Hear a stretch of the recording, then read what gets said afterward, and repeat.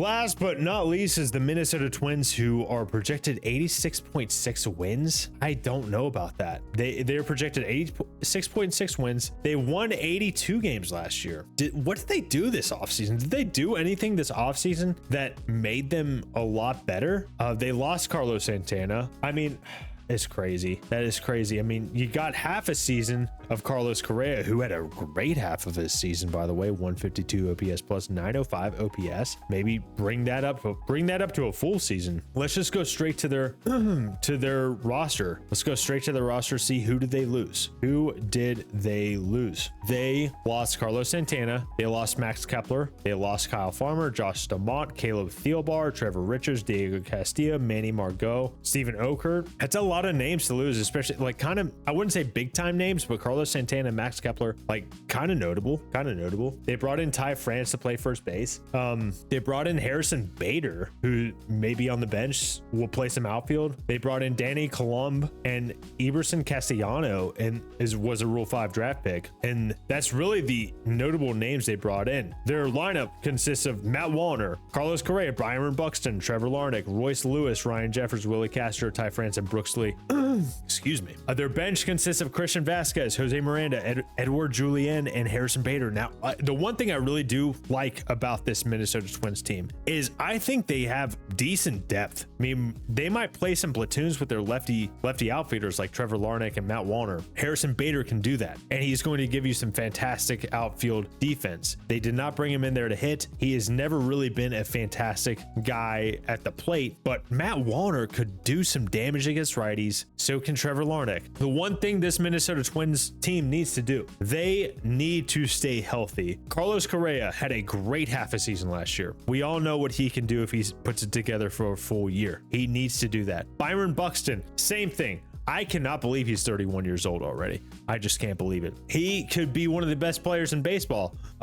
It's something probably I would have said a couple years ago. I don't know if I can still say that. He is still a fantastic player. Last year, he put up 3.6 B-WAR and 355 at-bats. That at-bat number needs to be at least 500, in my opinion. Figure it out. Figure out how to get him 500 at-bats. He had 18 homers last year, 279 average, 137 OPS plus. 137 OPS plus.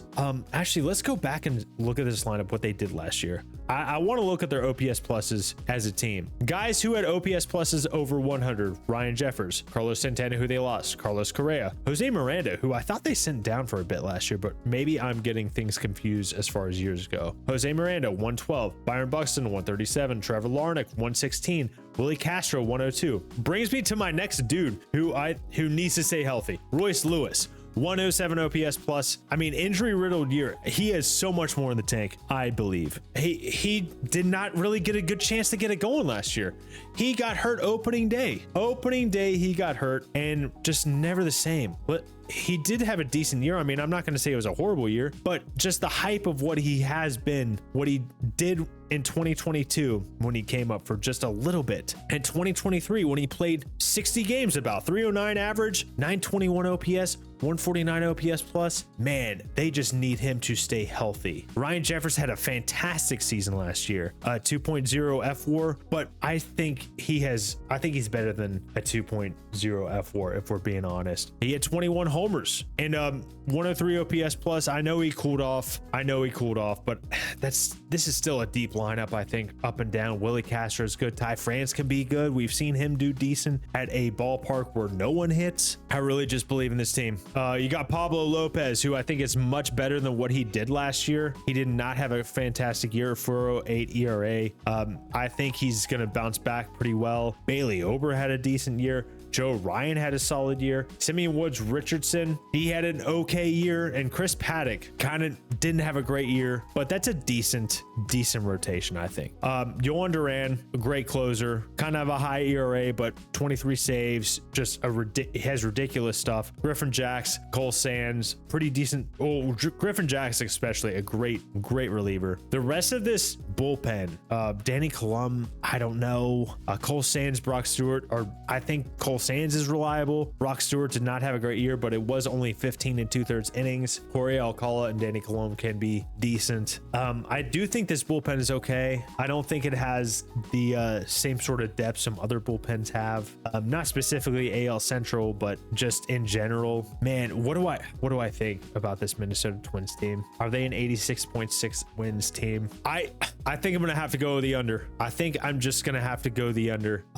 Now I just don't know what the health is gonna be like from their top dudes like Carlos Correa, Brian Buxton with a T, and Royce Lewis. I just don't know. I want to believe. I would love nothing more than to see them each play 140 games. And I think if that happens, it would be the over. It would be the over. I do think Pablo Lopez is going to bounce back. Not to say he had a horrible year or anything, but oh man, it's just so tough. It's just very, very tough. I'm going to have to go the under though. I do like that team, but I don't think I like them as much as I like the Kansas City Royals and the Cleveland Guardians. I just don't. I'm sorry, Twins fans. Let me know in the comments why I'm wrong.